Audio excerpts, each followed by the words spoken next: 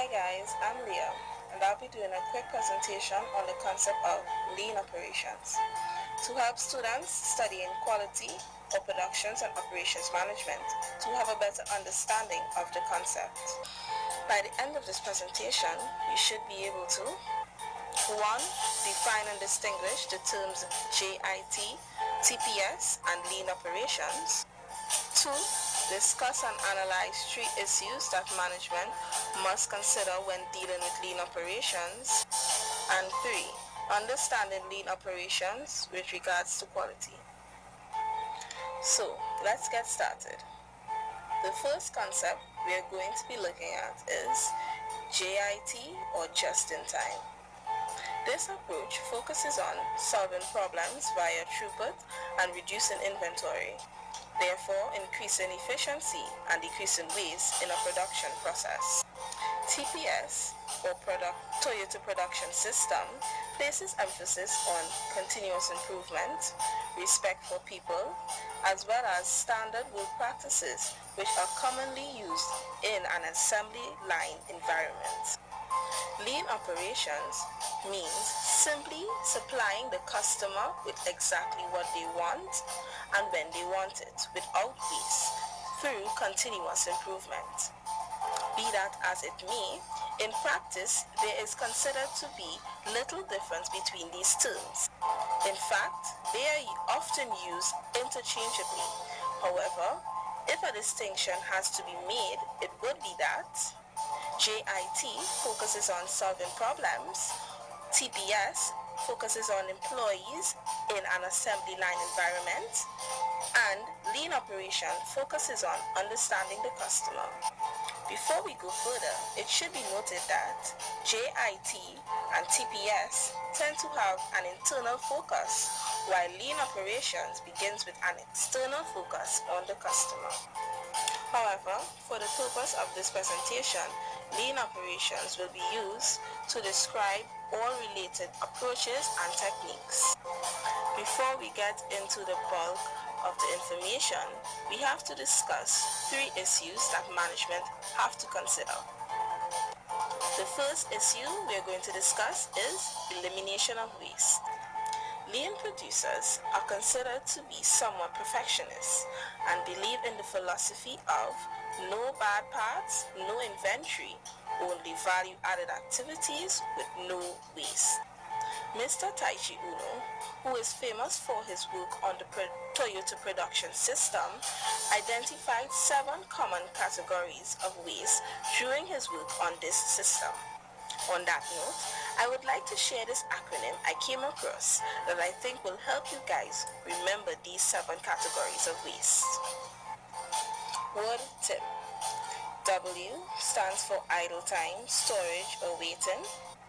O stands for overproduction, which means producing more than what the customer desire or simply producing too early. O stands for overprocessing, which is excess work done on the product that does not add value. D stands for defective products, which is any product that is returned, reworked, or the warranty has been claimed. T represents transportation, which is moving materials between plants or work centers, or simply handling the product more than once. I is for inventory. Any kind of inventory is considered waste. Therefore, unnecessary raw materials, work in process, finished goods, and excess operating supplies that add no value are considered waste. And M, which stands for motion or movement of people or equipment. However, we can't speak about the 7 wastes without briefly mentioning the 5 S's. The 5 S's is a lean production checklist that assists in smooth running of lean operations. However, in recent times, some US managers have added 2 more S's, which are safety and support.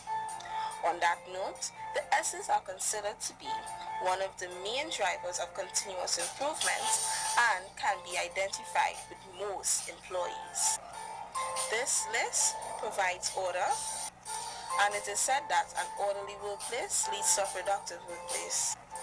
Another common issue that we are going to briefly discuss is removing variability. We'll start by defining the term. Variability is any deviation from the optimum process that delivers perfect product on time every time. At this point, you're probably wondering, why do we need to remove this? Well, variability in the production world is considered to be a polite word for problems. And no producer wants problems in their process since it may lead to waste. Therefore, less variability means less waste. In order to remove variability, one should understand what causes it. And most variability is caused by tolerating waste or poor management of your processes.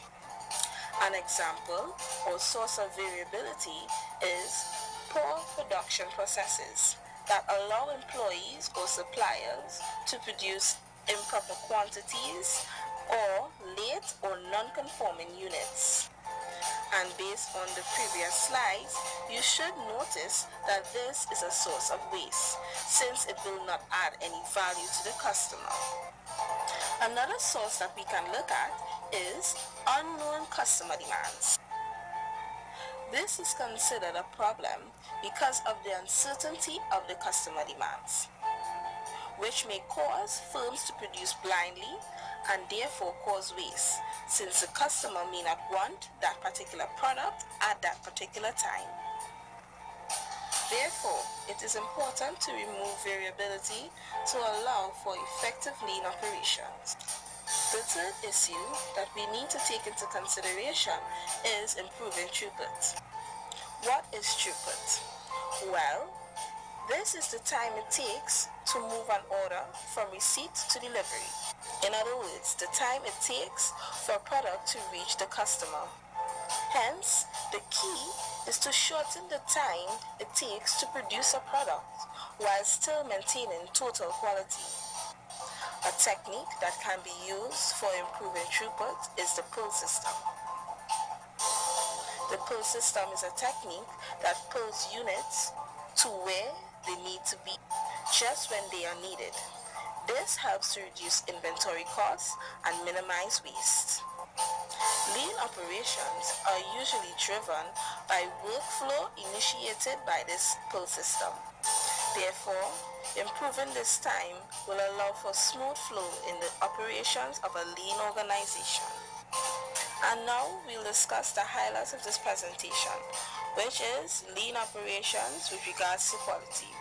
We'll do this by defining the two terms. So, according to Heiser and Render, lean operation identifies customer value by analyzing all the customer required to or the activities required to produce the product while optimizing the entire process from the customer's perspective. On the other hand, quality, according to General Services Administration, means meeting the customer needs the first time, every time. So based on the definition, the key words that should be highlighted is customer.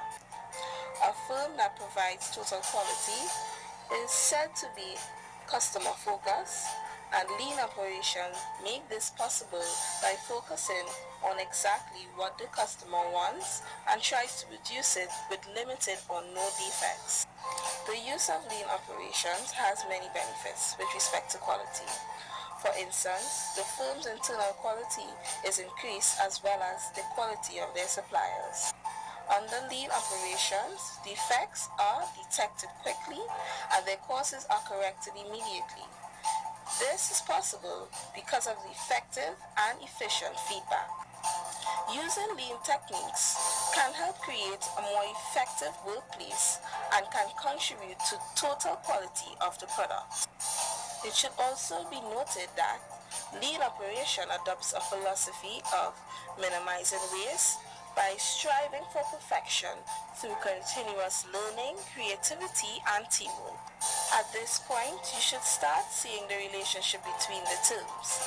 The relationship is a direct one, and it is evident in organizations that use lean operations. So, some companies that use the lean operations that you may be familiar with and have high quality products are Nike, who are well known for footwear and active gear; Intel, which is the world's largest computer chip maker, and according to their factory manager, Joe Foley, it now takes 10 days versus 14 weeks to introduce a new chip into the factory using lean principles.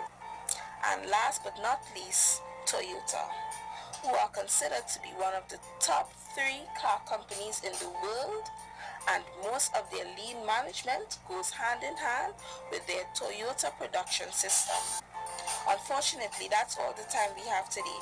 I hope this presentation was helpful, and I listed some sources for further reading. Thank you for your attention.